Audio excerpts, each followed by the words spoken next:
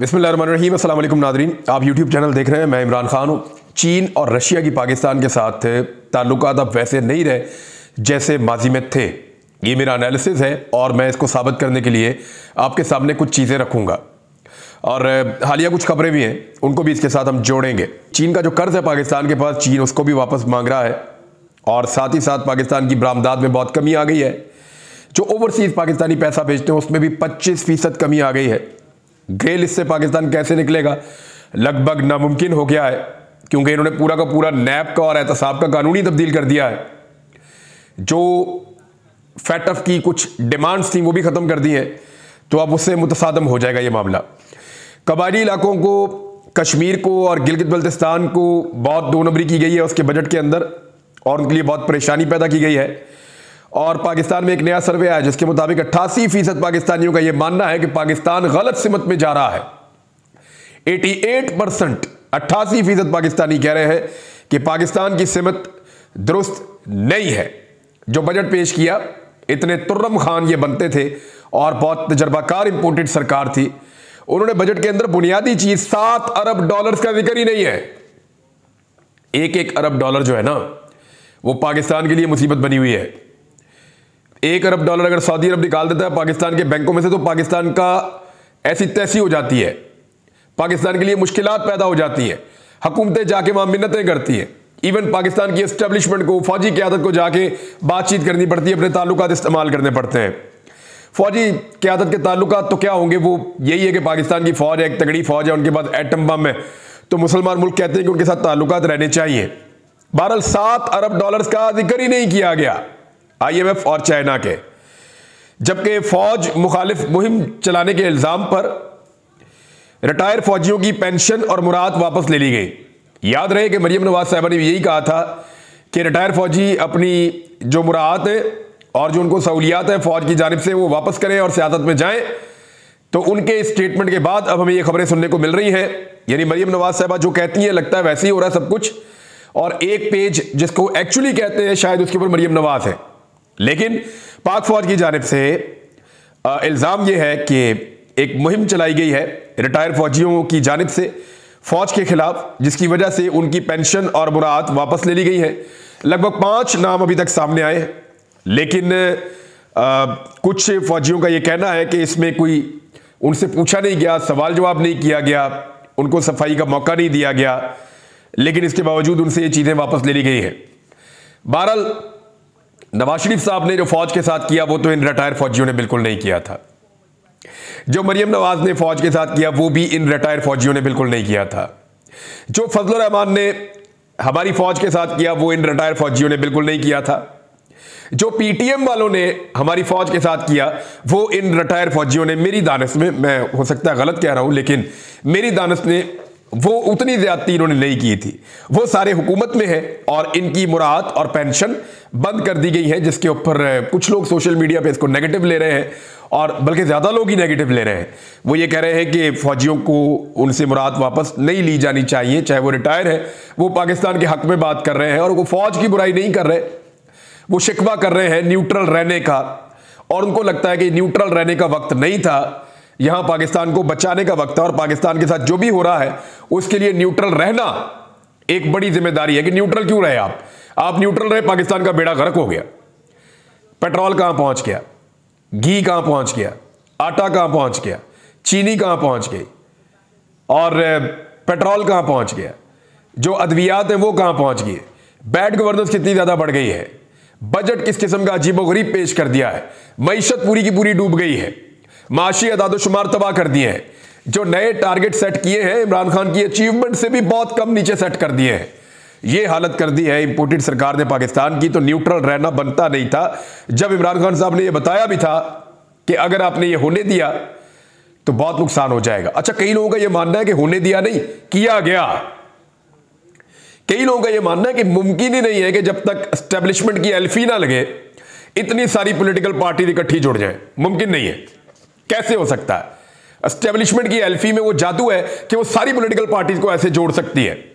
अब मैं आपको खबरें देता हूं। एक तो पाकिस्तान की जो आला सतह की जो ट्राई सर्विस मिलिट्री वफद है पाकिस्तान का, उसने चीन का दौरा किया है और खबर मैं आपको पढ़ के सुना देता हूं।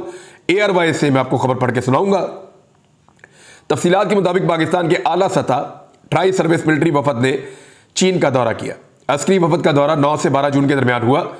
नॉर्मली जब भी कभी पाकिस्तान की फौजी क़यादत या पाकिस्तान की सियासी क़यादत चाइना का दौरा करती है तो बहुत शोर मचता है, बहुत ज़्यादा इसके ऊपर बात होती है, बहुत ज़्यादा इसको पजीराई मिलती है मीडिया में। चाइना का मीडिया, पाकिस्तान का मीडिया इसको बहुत ज़्यादा उठाते हैं, लेकिन इस मरतबा लगता है ये पॉलिसी नहीं थी और इस मामले को ज़्यादा नहीं उठाया गया। हमें आज ही ये खबर इस तरीके से मौसूल हुई और मैं आपके सामने रख रहा हूँ कि 9 से 12 जून के दरमियान ये दौरा हुआ और दौरे के दौरान पाकिस्तान और चीन की आला सतह की फौजी क़यादत की मुलाकात हुई।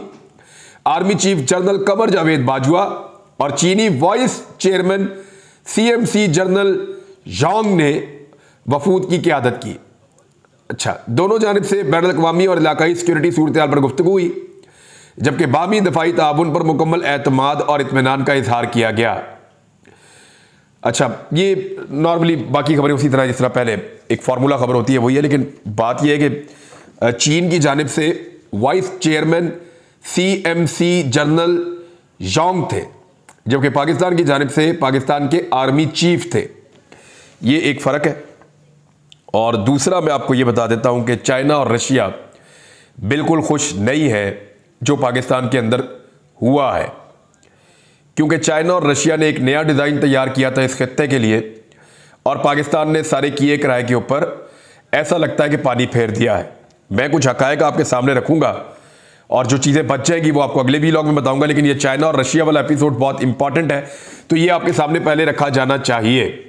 पाकिस्तान इस वक्त एक दरखास्त कर रहा है चाइना से, और वो दरखास्त क्या है? चीन से $2 अरब की वापसी की मुद्दत में पाकिस्तान चाहता है कि तौसी कर दी जाए। पाकिस्तान ने चीन से $2 अरब के कर्ज की वापसी की मुद्दत में तौसी की एक बार फिर दरखास्त की है। चीन ने जो $2 अरब पाकिस्तान से भी लेना है, पाकिस्तान चाहता है कि उसकी जो वापसी की मुद्दत है उसको थोड़ा चाइना मजीद बढ़ा दे। चीन और IMF से हासिल करदा $7 अरब के मालियत का जो कर्ज का आइंदा माली साल के बजट में कोई जिक्र नहीं किया गया, जबकि वजीर खजाना मिफ्ता इस्माइल ने खुद तस्लीम किया कि ये एक बड़ी गलती है जिसे दूर किया जाएगा। गलती नहीं है, ये जानबूझकर उन्होंने किया है। ये आने वाले वक्त में लोगों को पता चलेगा कि उनके बजट के अंदर किस किस तरह की हेर फेर हो रही है। ये बजट एक महीना नहीं चल सकता जिस किस्म का बजट इन्होंने पेश किया है। हर 15 दिन के बाद एक नया बजट आएगा। 2 से 3 दिन के अंदर अंदर आपको पेट्रोल की कीमतों में इजाफा पता चलेगा कि कितना ज्यादा हो गया है। अच्छा, इसमें चाइना कह रहा है कि पैसे वापस करो, पाकिस्तान कह रहा है कि जी हमें आप थोड़ा और मौका दें, कुछ अरसा और ये पैसे हमारे पास रहने दें, हम फिर बाद में वापस कर देंगे। अब रूस और चीन पाकिस्तान से खुश नहीं है, इसकी वजूहात सामने आना शुरू हो गई हैं। नंबर 1 तो यह है कि पाकिस्तान तहरीक इंसाफ की हुकूमत ना सिर्फ रूस और चाइना के साथ, खास तौर पे चाइना के साथ पुराने प्रोजेक्ट्स को आगे लेकर जा रही थी, बल्कि नए मंसूबों पर भी काम कर रही थी। और PTI की हुकूमत ने किकबैक्स के हट के, किकबैक्स नहीं थी उसमें, रिश्वत और सिफारिश नहीं थी। PTI की हुकूमत ने जो कारोबार चीन के साथ किया तो उसमें चाइना को एक बेहतर काम करने का मौका, एक बेहतर हुकूमत मिल रही थी। लेकिन जैसे ही इंपोर्टेड सरकार आई, उन्होंने अपने बैरूनी आकाओं के इशारे के ऊपर CPEC अथॉरिटी को ख़त्म कर दिया और इसको ख़त्म करने से पहले चीन को एतमाद में भी नहीं लिया। चाइना को एतमाद में लिए बगैर CPEC अथॉरिटी जो इमरान खान साहब के दौर में बनाई गई थी ताकि चीज़ें साफ और शफाफ अंदाज में हो और सही तरीके से आगे चलें, तो उसको पाकिस्तान ने ख़त्म कर दिया, इंपोर्टेड सरकार ने। और उसमें हुआ ये कि चीन को एतमाद में भी नहीं लिया गया। चीन ये जो मनसूबा है बेल्ट एंड रोड का, इसको सिर्फ एक रोड या सड़क के मनसूबे के तौर पे नहीं देखता, बल्कि पाकिस्तान के साथ CPEC को एक हमेशा के लिए रहने वाली शराकतदारी के तौर पर देख रहा था। चाइना ऐसे देख रहा था, लेकिन अमरीकी ख्वाहिश के मुताबिक हम लोगों ने इसको इस वक्त सड़कों तक महदूद कर दिया है, क्योंकि अमेरिका की हमेशा ये डिमांड थी कि आप चीन के साथ जो ताल्लुकात हैं उनको एक हद मुकर्रर कर लें और उससे आगे आप ना जाएं, और वो जो हद मुकर्रर कर लें ये एक सड़क के तौर पे चलता रहे CPEC, लेकिन इससे फर्दर आगे कुछ और चीज़ें नहीं होनी चाहिए। जैसे चाइना यहाँ बहुत इंडस्ट्री लगाने वाला, चाइना पाकिस्तान के अंदर बहुत सारे तजर्बे करने वाला, मिलकर दिफाई नौयत के और बहुत सारे मामला हैं। मिसाल के तौर पर आपको बताता हूँ, दिफाई नुक्ता नज़र से पाकिस्तान और चीन यकजान होते जा रहे थे। पाकिस्तानी हुकूमत ने चीन का पूरा बाजू बनने का मुजाहरा किया था और चाइना भी ऐसा ही कर रहा था। आपको याद होगा गालावान वैली में जब लड़ाई हुई, लद्दाख में लड़ाई हुई चाइना की, जब फिंगर्स एरिया के अंदर चाइना की लड़ाई हुई इंडिया के साथ, तो पाकिस्तान पूरी ताकत के साथ चाइना के साथ ना सिर्फ खड़ा हुआ बल्कि चाइना को सपोर्ट फराहम की। और चाइना को क्योंकि इस हाइट के ऊपर लड़ने का वो तजर्बा नहीं है जो भारत और पाकिस्तान को है, तो पाकिस्तान ने चाइना को बहुत टेक्निकल सपोर्ट भी दी थी, और ये मैं आपको पहले बता चुका हूं। अब वही चाइना जो है वो ये देख रहा था कि दिफाई नुक्ता नजर से पाकिस्तान और चीन जब मिल गए हैं तो वो अपने रवायती दुश्मनों को काफी हद तक परे धकेल सकते हैं, उनके लिए मुश्किलात पैदा कर सकते हैं। लेकिन हुआ क्या, दिफाई या स्ट्रेटेजिक नुक्ता नजर से एक ठंड पड़ गई है पाकिस्तान के रवैये में। आपने देखा होगा पाकिस्तान JC-10 और तैयारे और दिफाई मामला चीन के साथ लगातार आगे से आगे पाकिस्तान बढ़ता जा रहा था। पाकिस्तान एक के बाद एक तजर्बा कर रहा था, चाइना पाकिस्तान का साथ दे रहा था, रशिया के साथ कुछ डील्स हो रही थी हथियारों के लिए। पाकिस्तान चाहता था कि रशिया के साथ भी पाकिस्तान आगे बढ़े खुद कफील होने के अलावा, लेकिन वो एक ठंड पड़ गई है। भारत अभी भी क्वाड में मौजूद है, जहां पे जापान है, ऑस्ट्रेलिया है, अमेरिका है, भारत है, वो लोग वहां पे अभी भी काम कर रहे हैं। इसके बावजूद भारत ने रशिया से भी ताल्लुकात रखे हुए, यानी एक ऐसा ग्रुप जो एंटी रशिया ग्रुप है, भारत उसके साथ खड़ा है। जो एंटी चीन ग्रुप है, भारत उसके साथ खड़ा है, बल्कि उनके साथ इत्तेहादी है, और साथ ही साथ वो रशिया के साथ डील भी कर रहा है। तो भारत ने बड़ी कामयाबी से ये चीजें हासिल की है, लेकिन पाकिस्तान ये नहीं कर पाया, बल्कि पाकिस्तान चीन के साथ बढ़ते हुए ताल्लुकात को ऐसा लगता है कि एक ब्रेक लग रही है।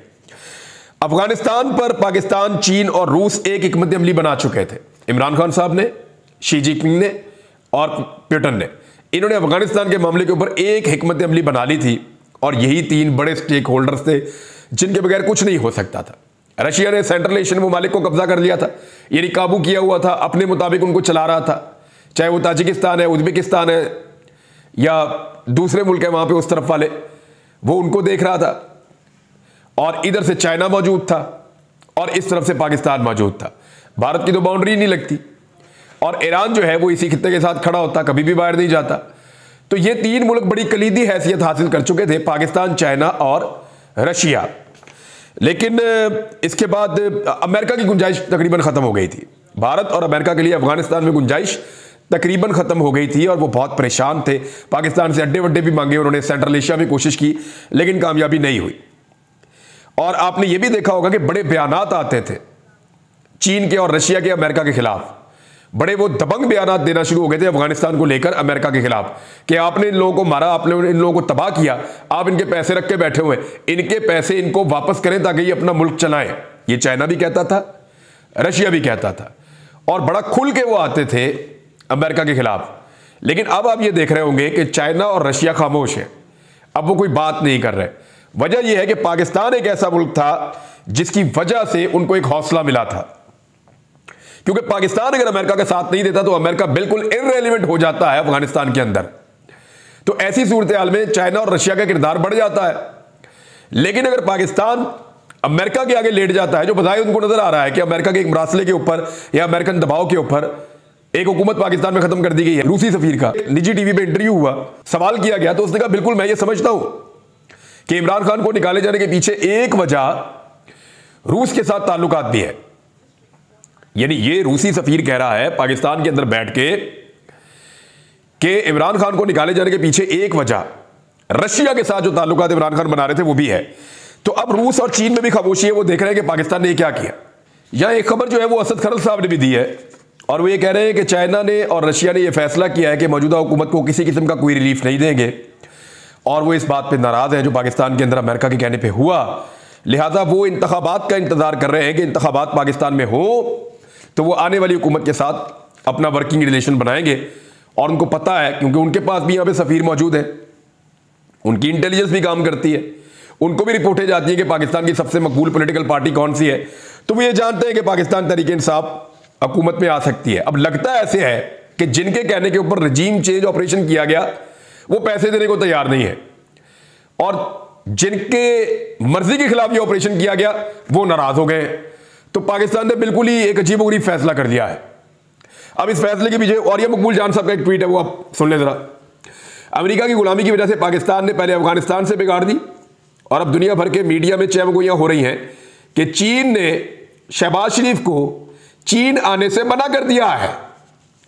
चीन ने शहबाज शरीफ को चाइना आने से मना कर दिया है, तो जनरल बाजवा को आर्मी चीफ की सतह पर मुलाकात करके राजी करने के लिए अचानक जाना पड़ा, मगर नताइज हौसला अफजा नहीं निकले, क्योंकि वहां पे आर्मी चीफ से नहीं वो मुलाकात जो हुई वो मैंने आपको बताया वो कैसे हुई। बहरहाल रूस पाकिस्तान को एक अहम प्लेयर के तौर पर देखता रहा है और इस मरतबा जो एक झिझक थी रूस और पाकिस्तान के दरमियान वो खत्म हो गई थी और ये दोनों मिलकर आगे बढ़ सकते थे। लेकिन अब दोबारा पाकिस्तान पूरी तरह से अमरीकी कब्जे में या उनके कैंप में चला गया है, ऐसा तासुर चाइना और रशिया में पाया जाता है। अमरीकी मुदाखलत के मामले पर रूस और चीन सिर्फ भारत को देखते रहे इस खित्ते में कि ये एक ऐसा मुल्क है जो अमेरिका के साथ बेहतर ताल्लुकात रखता है और उनका एक पार्टनर है। लेकिन अब पाकिस्तान एक दूसरी टेरिटरी ऐसी बन गया है जो दोबारा अमरीकी कैंप की तरफ इसका झुकाव हो गया है। अब ये जो सारी सूरत हाल है, इसके बाद दिखाई ऐसा देता है कि आने वाले वक्त में जिन लोगों ने यह तजर्बा किया, जो हैंडलर्स थे, जो इस सारे मामले के अंदर सहूलतकार थे, जिन्होंने इस इंपोर्टेड सरकार को पाकिस्तान में बनाया, वो इमरान खान के हाथ पांव जोड़कर उसकी मिन्नतें कर ऐसा लगता है कि वापस इक्तदार में लाने पर मजबूर हो जाएंगे। अब तक के लिए इतने, अपना ख्याल रखिएगा, अपने इस चैनल का भी। अल्लाह हाफिज़।